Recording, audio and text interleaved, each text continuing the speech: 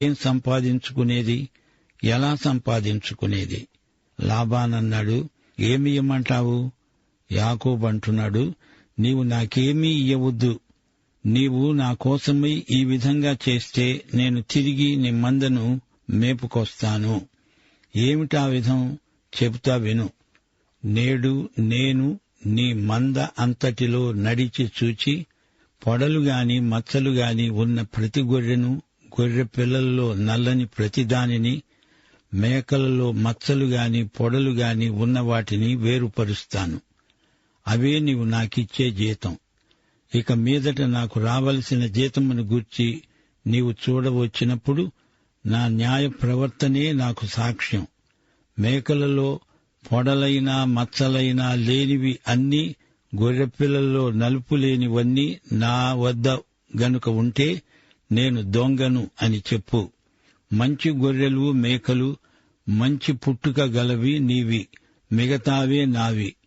అదే నీవు నాకిచ్చే జీతం, అది నాకు చాలు.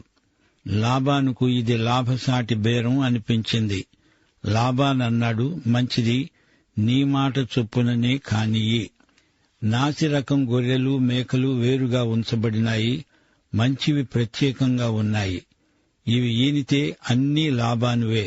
ఆ రోజున లాబాను చారగాని మచ్చగాని ఉన్న మేకపోతులను, పొడలు మచ్చలు ఉన్న పెంటి మేకలను అన్నిటినీ, కొంచెము తెలుపు ఉన్న ప్రతిదానిని, గొర్రె పిల్లలలో నల్లవాటిని అన్నిటినీ వేరుచేసి తన కుమారుని చేతికి అప్పగించి తనకు యాకోబుకు మధ్య 3 రోజుల ప్రయాణమంత దూరం ఉంచాడు.